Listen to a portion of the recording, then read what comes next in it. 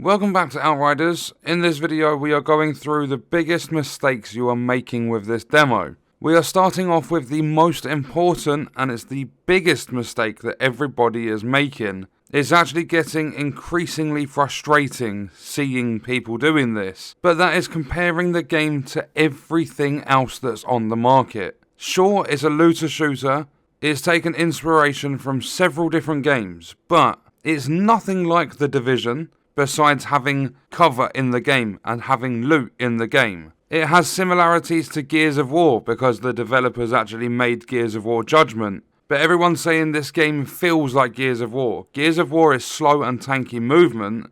Outriders is incredibly fast paced with loot and different skills and is not just revolving around cover. It has a similar sort of wasteland art style in the demo to Anthem's Fort Tarsis and Remnant from the Ashes, but we've not seen a huge amount of the full game, and they might not have actually abused the brown colour palette all the way through the game. So there are other similarities, but it's got its own playstyle. I've even received comments on my community post saying to everyone, please stop comparing this to every other game. Someone said, how do I explain it easily to a friend that's played any of these other games if you don't allow me to compare it to them? I said, you simply explain it's a looter shooter that's got skills, it has a cover system, it's got world tiers, and whatever else you want to tell them about it. But explain what this game is. You don't need to mention anything else. Although a very good thing would be just to tell them to download it and try it. Someone else said, it is Gears of War gameplay with Destiny 2 loot and inventory and Division world tiers.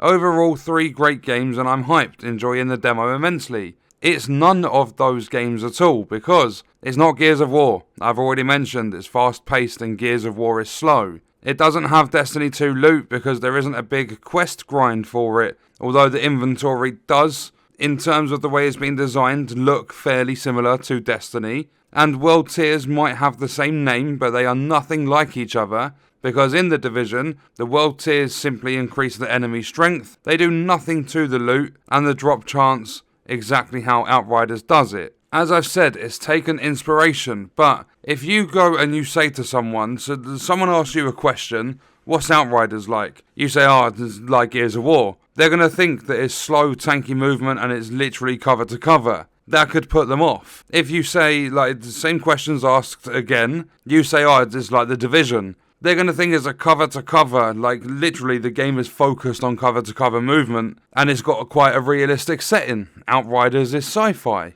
If you're asked that question and you say, it's like Destiny 2. Destiny 2 is an open world, like more of an open world game. You've got vehicles and stuff to drive around, and you have long-winded quests to obtain your exotics. Literally all you need to say, if you want to say that it's taken inspiration from games, then go ahead. But don't just, the reason I'm putting this out there is please just don't straight up compare it to another game. This is like Division.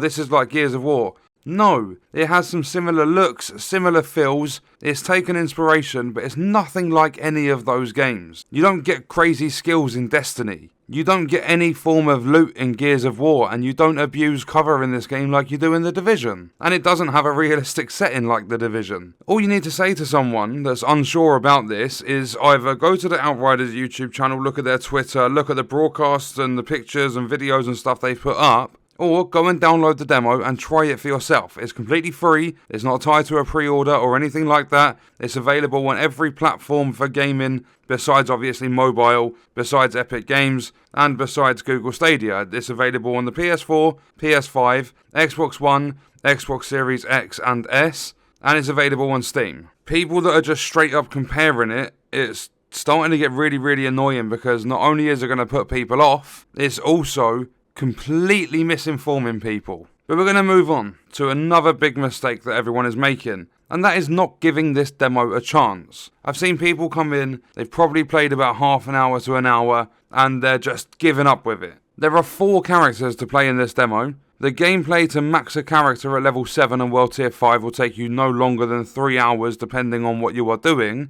My first character took about 2 to 3 hours, including the prologue, and then my second character only took me an hour. If you're saying 3 hours for your first character, 2 hours for the other 3 characters, that's 9 hours altogether. Surely, giving this game a chance, 9 hours would do it. Not giving it 10 minutes, 15 minutes. at least give it a few hours, at least max 1 or 2 characters, to see what you truly feel, and don't go jumping on bandwagons, listening to everyone else say, oh, this game's terrible. Don't even listen to me saying this game's amazing. Just play the game, test it, and have your own opinion. People literally seem to just be bashing the game for the sake of bashing it and giving negative feedback and reviews. And not many of the content creators I've seen, or actually not a single content creator I've watched that has given it negative feedback, actually has a valid argument as to why the game is bad. I think a lot of it is just because they cover a certain game. They don't want that game to be overtaken. They're scared of losing their viewership because another game's come along.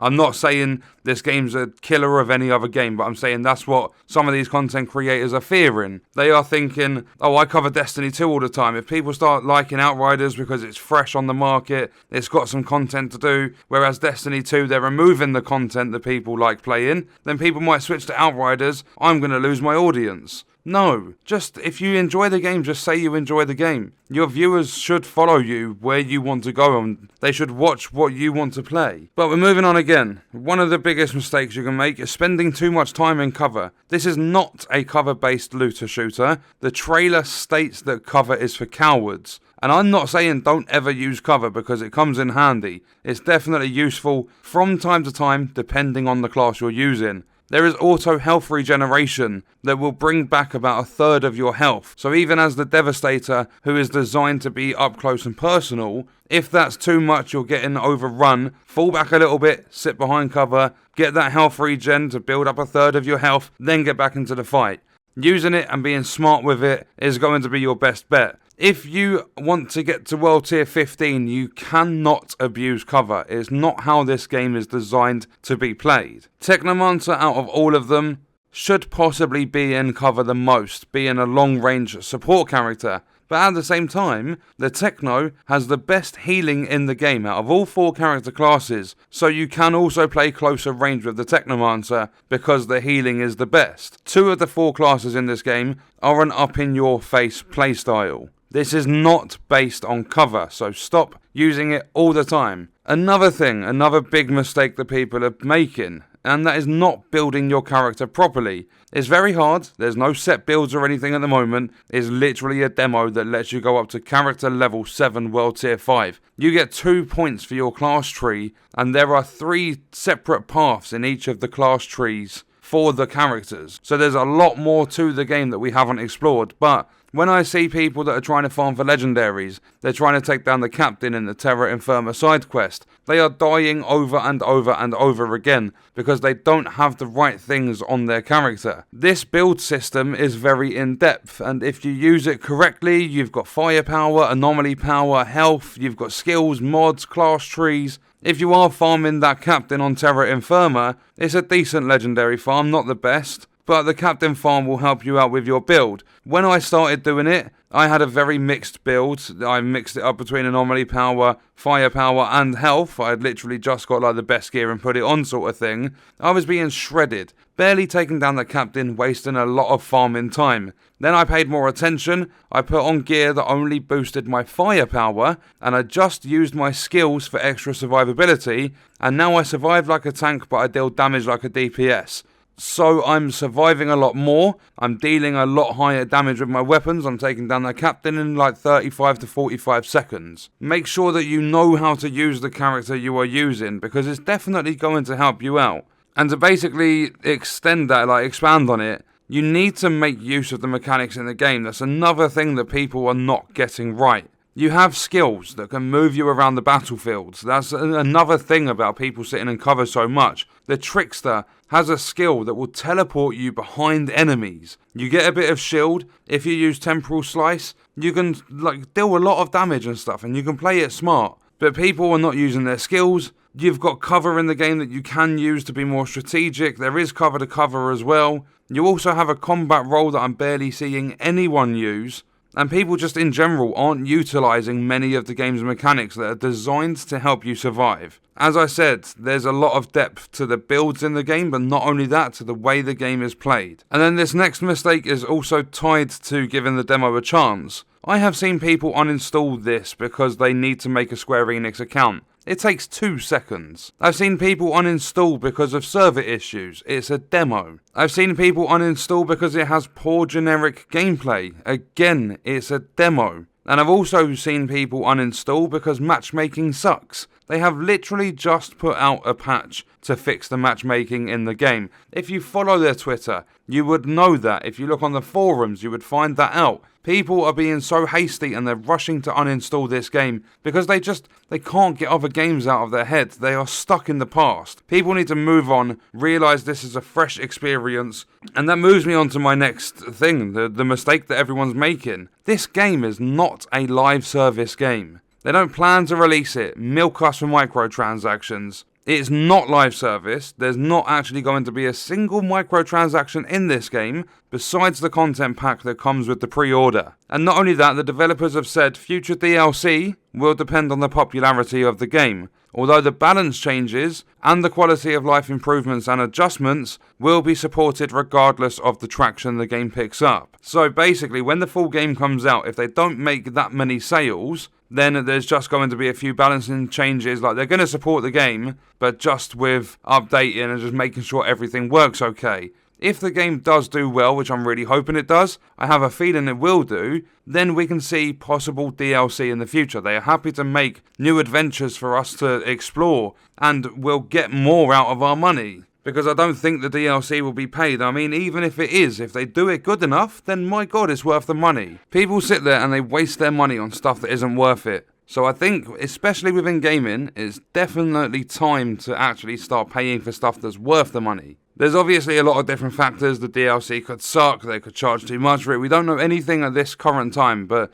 basically what I'm saying is this game's not live service, there's no microtransactions, and people are complaining as though this game features a lot of microtransactions and it is live service. There's not going to be your weekly maintenance. There's not going to be updates and stuff all the time. The next mistake that people seem to be making is thinking that this game needs PvP. It's absolutely fine to not have PvP in a looter shooter. It actually makes balancing a lot easier for devs, making the experience much better for the player, which is something that's needed since the last year has brought nothing but terrible games and hundreds of delays. People are complaining everywhere because of no PvP. There is PvP in plenty of other games that can satisfy the PvP players. This game does not need PvP. Another one is thinking that this game is or isn't going to be the killer of another game. It's not trying to steal the limelight from any other games. It's just trying to get out there and feed the fix of the looter shooter fans. It's just simply trying to release into the market and see if people like it and pick it up or whatever. It's not, oh, we've designed this game specifically to take the Division 2 off the market. It's nothing like that at all. Then there are other people that are thinking they're going to get the best gear in the game instantly when they're farming for the legendaries. This game is designed, like most other looter shooters, in the terms of RNG with loot.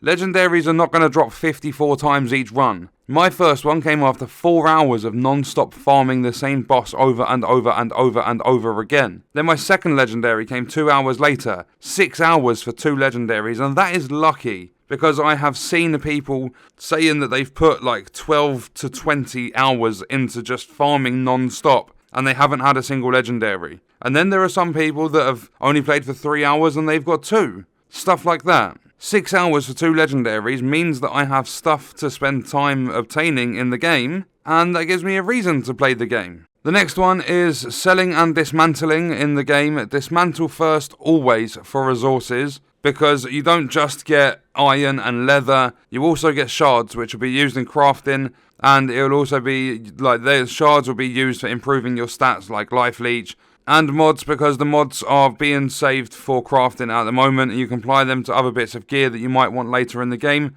at a higher level. But make sure you sell as well to build up your currency, so the scrap in the game, as the vendors might have gear or weapons that you like the look of. At the moment in the demo, the caps are 10 titanium, I'm not sure on the caps for the shards, 1,000 iron and leather, and 25,000 scrap. And I've probably missed a lot of stuff in this, but I'm here to help if you have any questions. You can always leave them in the comments. And I'll be here for the launch of the game on April 1st and the end game when we reach it. Let me know your thoughts and stuff in the comments. I'll see you in the next video. I hope you guys enjoyed it.